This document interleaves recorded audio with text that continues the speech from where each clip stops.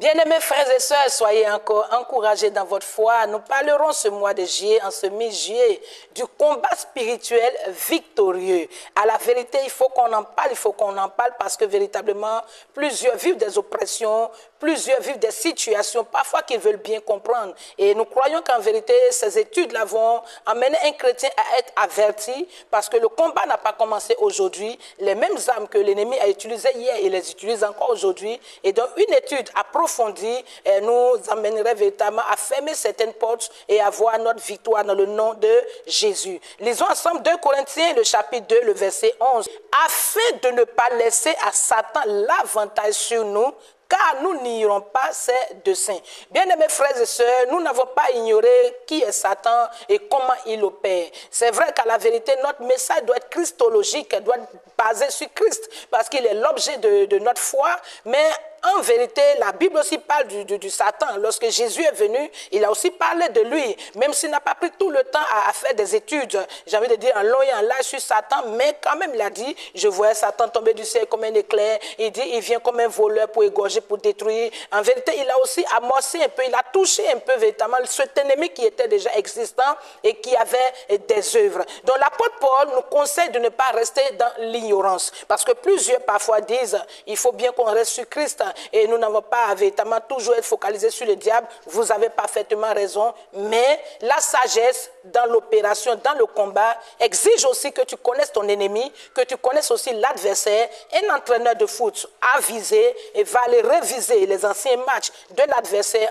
en question afin de pouvoir le contrecarrer et d'avoir la victoire. Et donc, véritablement, si la Bible parle de lui, c'est parce qu'en vérité, il y a des secrets que la Bible nous a donnés le concernant qui peut nous amener à nous tenir dans le combat et à ne pas chuter comme des prédécesseurs qui véritablement ont connu des chutes.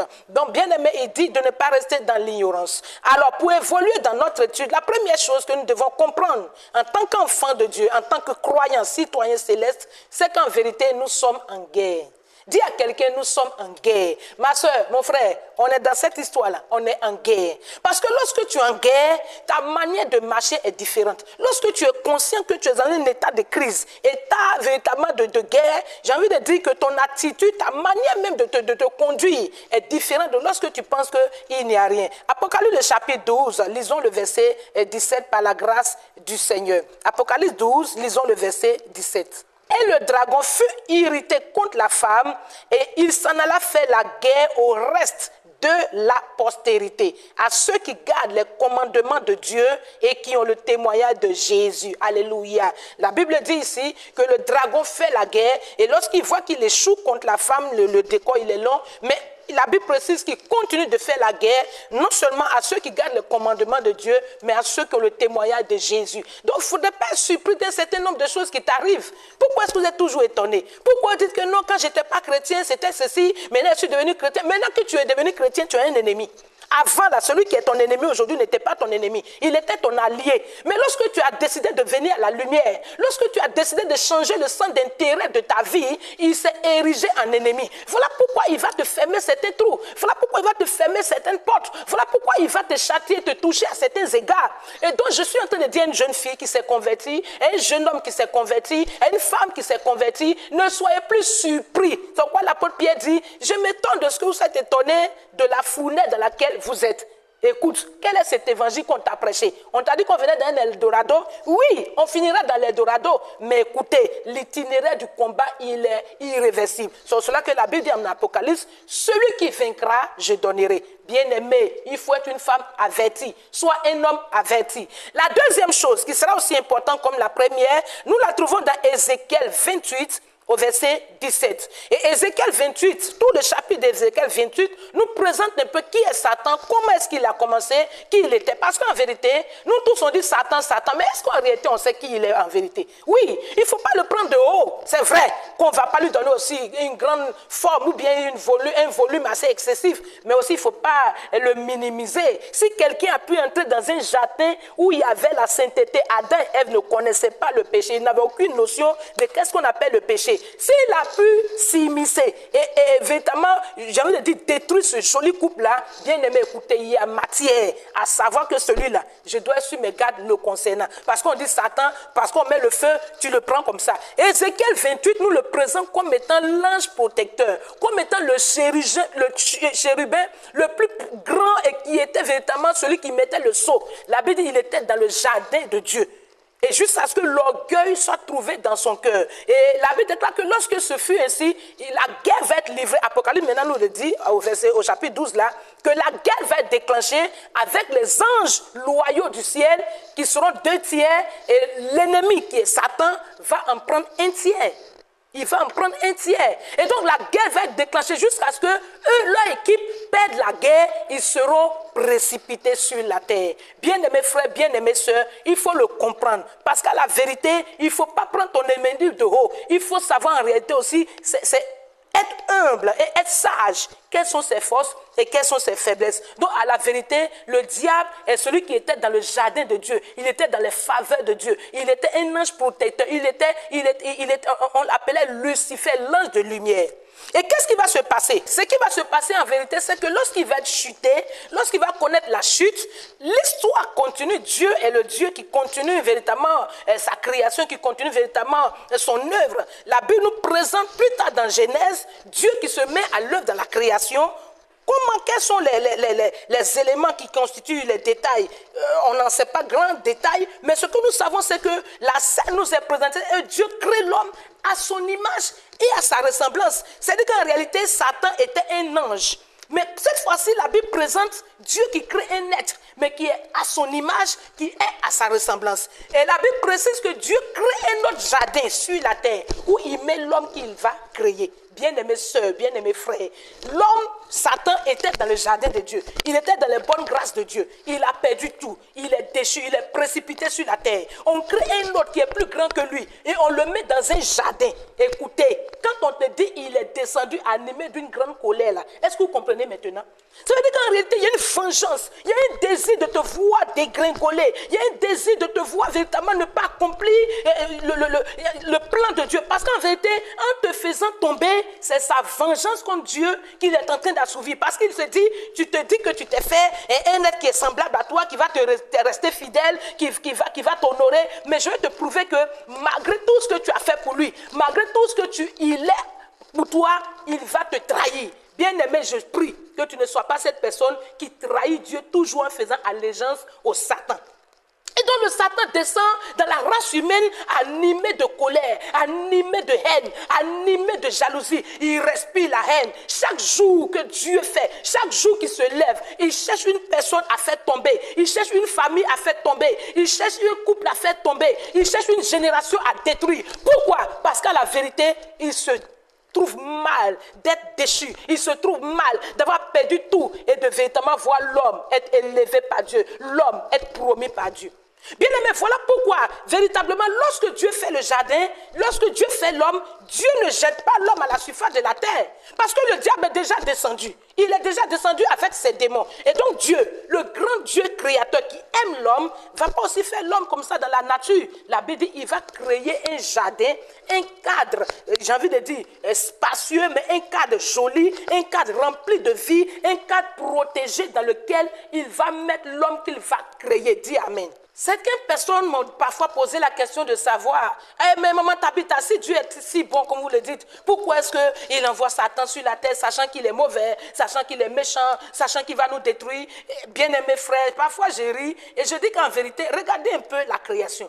Satan descend, c'est vrai, sur la terre. Mais lorsque Dieu fait l'homme, est-ce qu'il jette l'homme partout comme ça sur la terre? Il va sécuriser l'homme dans un jardin. Et vous allez voir qu'en vérité, dans le jardin, il met 2 arbres. Il met l'arbre de la vie qui est lui-même et l'arbre de la connaissance du bien et du mal qui est la symbolique du Satan qui est sur la terre. Donc il prévient l'homme. Il dit, je t'ai mis dans mes bonnes délices, je t'ai mis dans mes bonnes grâces. Tant que tu es dans le jardin, tant que tu ne sors pas du jardin, tant que tu ne tires pas le coup dehors, tant que véritablement tu continues de manger l'arbre de vie et que ce table-là, tu véritablement lui donnes d'eau, tu vas vivre éternellement. Tu vas vivre l'abondance, bien-aimé. Et écoutez, Dieu a tout prévu. Dieu a tout calculé. Il n'a pas jeté l'homme à son sort. Il n'a pas jeté l'homme du revers de la main. Dieu a tout prévu. Mais Qu'est-ce qui s'est réellement passé pour que toi et moi, on soit dans cette situation aujourd'hui? Qu'est-ce qui s'est passé pour qu'en vérité nos nuits soient cauchematiques aujourd'hui? Qu'est-ce qui s'est passé pour que le célibat, pour que véritablement la malédiction, qu'est-ce qui s'est passé pour que la haine du diable donne des folies, donne des vies vouées à l'échec? Qu'est-ce qui s'est vraiment passé? Où est-ce que la porte a été ouverte au niveau du jardin? Qui a ouvert la porte? Tant que le jardin était sécurisé, tant que le jardin était fermé, tant que les portes du jardin étaient fermées, le serpent allait rôder 1000 ans, le serpent allait rôder 10 000 ans. Jamais il n'aura accès à leur vie de couple, il n'aura jamais eu accès à la vie de leurs enfants, il n'aura jamais eu accès à leurs finances. Mais écoutez, des situations se sont produites. Et ce soir, quand je viens, c'est pour te dire que lorsque nous faisons cette étude, c'est de retourner toi et moi dans le jardin pour voir qu'est-ce qui a ouvert la porte. Parce qu'en vérité, le même jardin qui était hier, c'est ce jardin que tu as aujourd'hui. Ta vie est ton jardin, ton foyer est ton jardin, ton église est ton jardin, la maison que Dieu t'a donnée est ton jardin. Mais tu es le seul garant de ce jardin, tu es le gardien de ce jardin. Si tu n'ouvres pas la porte, la Bible dit dans 1 Pierre 8, il va rôder, jamais il ne pourra entrer. Mais malheureusement, nous ouvrons la porte et nous sommes les premiers à accuser le diable. Pourquoi tu as envoyé Satan sur la terre? Mais Satan, c'est un esprit, on ne peut pas le tuer. Satan, il est réservé pour le jour dernier. Mais Dieu a pris toutes les précautions pour te sécuriser. Bien-aimés frères et sœurs, j'ai 3 points ce soir pour que vous et moi, nous puissions savoir où est-ce que maman Ève est tombée dans le jardin pour ne pas aussi succomber nous aussi. Alors, le premier niveau du combat spirituel, c'est un combat à ton propre niveau.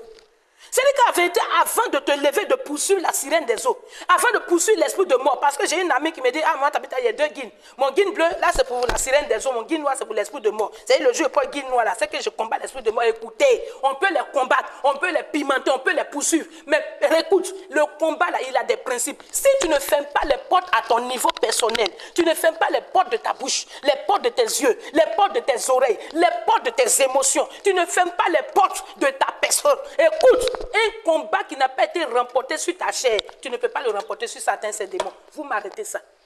Parfois, on se laisse nous-mêmes et on veut poursuivre les sorciers partout. Est-ce que tu as fini de mentir? Est-ce que tu as fini de vivre la vie que tu vis? Est-ce que tu as fini véritablement des compromis dans lesquels tu es? Est-ce qu'on peut se parler clairement ce soir? Et donc, le premier niveau, quand le diable a commencé à rôder autour du jardin, qu'est-ce qui s'est passé? Il va procéder à ce qu'on appelle l'isolement. Maman Ève se retrouve seule. La Bible dit qu'ils sont seulement 2, Adam et Ève. Ils sont censés être complices. Mais je ne sais pas à quel moment elle va se retrouver seule jusqu'à ce que le serpent puisse l'aborder. Écoutez, c'est cela l'isolement. Et la Bible nous dit dans Hébreux 10 au verset 25, il dit, n'abandonnons pas notre assemblée, comme c'est la coutume de quelques-uns. Mais exhortons-nous réciproquement, et cela d'autant plus que vous voyez s'approcher le jour. Ils sont nombreux que le diable distrait toujours avec des faux raisonnements, des fausses excuses pour laisser leur assemblée. Dieu n'est pas insensé qu'après ta nouvelle naissance, il t'insère dans une assemblée. Dieu n'est pas idiot. Dieu sait que tu peux prier seul. Dieu sait que tu peux le voir seul. Mais si Dieu t'a donné un berger, il t'a donné des frères et sœurs, Dieu sait, c'est pour te mettre à l'abri du combat. Ah! Vous pensez qu'il y a des choses que tu peux relever seul?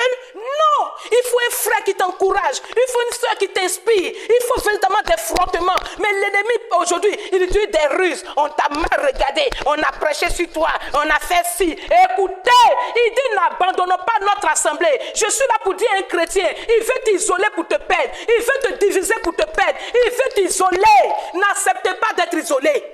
N'acceptez plus ces raisonnements-là. Écoutez, quoi qu'il se soit arrivé, c'est une assemblée d'hommes, c'est des êtres humains limités. Écoutez, et quoi qu'il en soit, nous sommes connectés à l'autel de l'église et pas aux individus de l'église. C'est à l'autel que tu dois être fidèle. Tant que la vérité de l'évangile est sur l'autel, tant que la vérité de Jésus-Christ est sur l'autel, quoi qu'il se passe, que quelqu'un t'ait éloigné, écoute, j'aime bien Papa Mohamed Sanogo qui une fois a dit, il faut excuser, l'amour excuse tout. C'est-à-dire qu'il faut trouver des raisons. Si elle t'a pas bien répondu, certainement qu'elle s'est mal réveillée. Et j'ai bien aimé cette exhortation de ce papa. Pourquoi? Parce qu'en vérité, ça nous met à l'abri des pièges inutiles qui nous éloignent de nos assemblées, qui nous éloignent de nos foyers, qui nous éloignent de nos maisons. Et le diable est expert d'en diviser pour régner. Je suis en train de dire que l'esprit de division est brisé. L'esprit de division est brisé.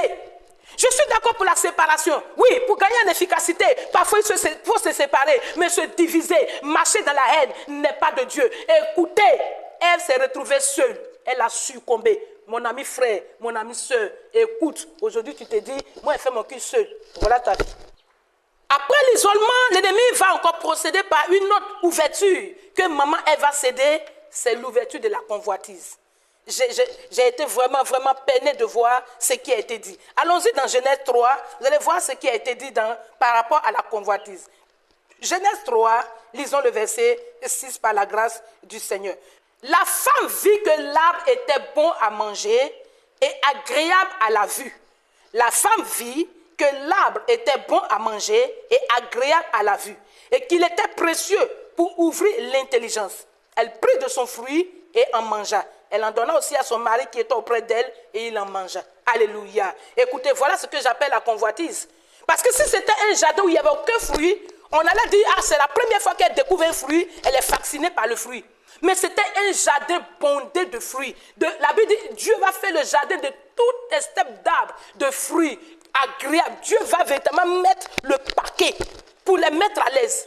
Mais malgré cela, c'est le seul qu'on dit, il ne faut pas toucher là. C'est là qu'elle voit que, ah, il est bon, il est ceci ou cela. Bien aimé, apprenez à vivre avec ce que vous avez.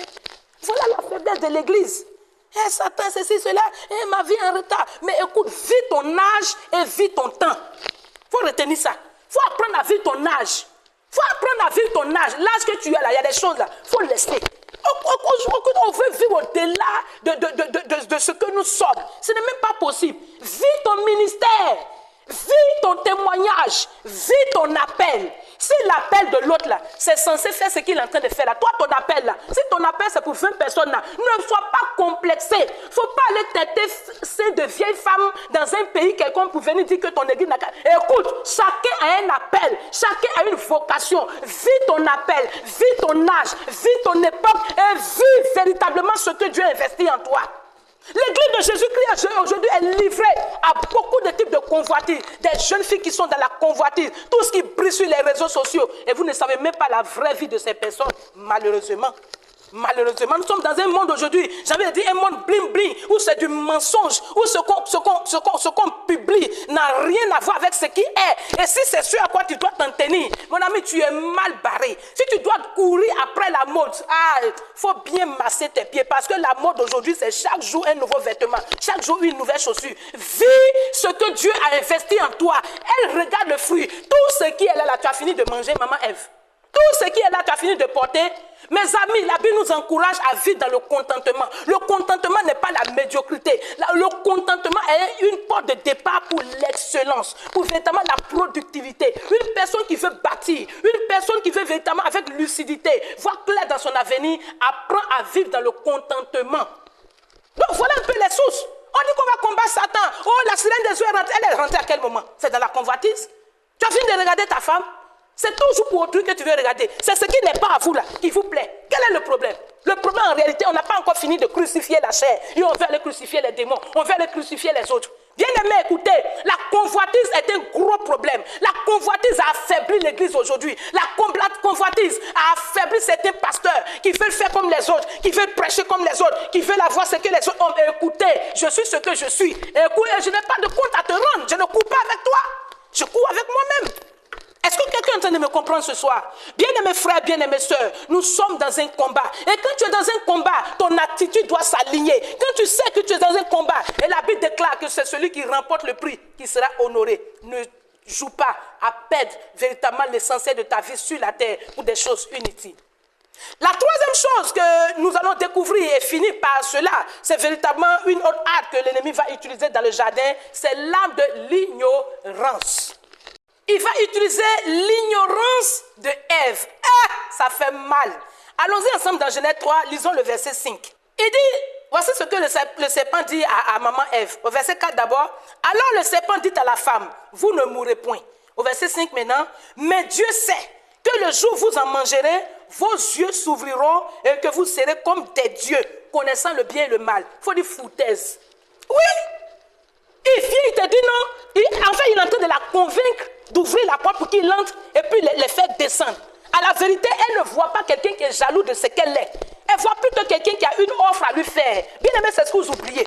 Les habits sautés qu'on vous donne là, vous pensez que non, ça va vous valoriser. Mais en fait, le diable veut te dévaloriser en mettant tes cuisses dehors. Il te dévalorise en mettant tes seins dehors. Tu penses que non, il te donne de la valeur. Écoute, toutes les fois qu'il envoie un péché, le péché a pour but de vous descendre, de vous dévaloriser. Un soula n'est jamais fier lorsqu'il se réveille le matin. Est-ce que vous n'êtes pas d'accord avec moi? Et donc, il dit à maman Ève que Dieu sait que le jour que vous allez manger ce fruit-là, vos yeux vont s'ouvrir et vous serez comme des dieux. J'ai dit encore foutaise. Pourquoi? Parce qu'à la vérité, ils étaient déjà comme Dieu. Ils étaient déjà comme Dieu. Ils sont faits à l'image et à la ressemblance de Dieu. Dieu a gardé quoi?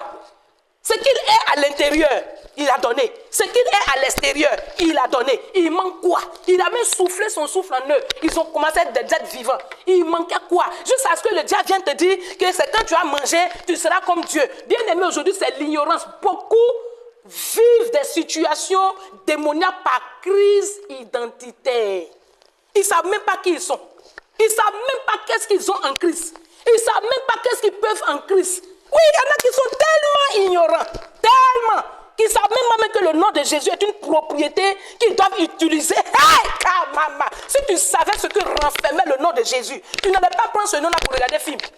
Les gens ont fait petit accident dans la télé. Hey, Jésus, tu allais savoir qu'en réalité, c'est ta richesse là qui est là. C'est ta source là qui est là. Tu allais utiliser ce nom dans des moments fâcheux, dans des moments où le ciel est en train de s'assombrir sur ta destinée. Lorsque tu déclares Jésus, quelque chose se produit. Mais les gens sont ignorants. Et c'est cette même âme que le diable a voulu utiliser contre Jésus dans le jardin de la tentation. Lorsqu'il est allé dans le jardin après 40 jours, 40 nuits de jeûne. Il dit quoi? Il dit, si tu es fils de Dieu, ordonne que c'est tentant. Il dit, tu n'as pas à me dire si je suis fils de Dieu. Je le suis déjà. Oui. Parfois, il travaille avec votre méconnaissance de la parole de Dieu, votre méconnaissance des saintes écritures, votre méconnaissance de votre identité en Christ. Aujourd'hui, cette étude a pour but de non seulement réaliser qu'on est un ennemi, qu'on est en guerre, mais les armes qu'il a utilisées hier, là, ce n'est plus possible que nous le laissons utiliser les mêmes armes contre nous aujourd'hui. Pourquoi? Parce qu'il dit, nous n'avons pas à ignorer ses œuvres. Bien-aimés frères, bien-aimés sœurs, nous nous retrouvons la semaine prochaine encore pour voir un peu la victoire de l'agneau sur le serpent. Nous allons terminer cette étude, nous allons le faire en 2 grands chapitres. Allez-y sur YouTube pour le suivre. Nous allons voir la victoire véritablement de l'agneau sur le serpent. Alors soyez encouragés, fermez les portes, ferme les portes de l'impudicité dans ta vie, ferme les portes du mensonge dans ta vie, ferme les portes et ne dis pas qu'en vérité, où est Dieu? Qu'est-ce que Dieu fait? Si tu as ouvert la porte, on rentrera. Toute porte ouverte est exploitée. Donc que Dieu vous encourage, soyez encouragés, garde ton jardin c'est ta vie, c'est ta destinée et que Dieu vous garde. À la semaine prochaine. Ciao, ciao. Dieu vous garde.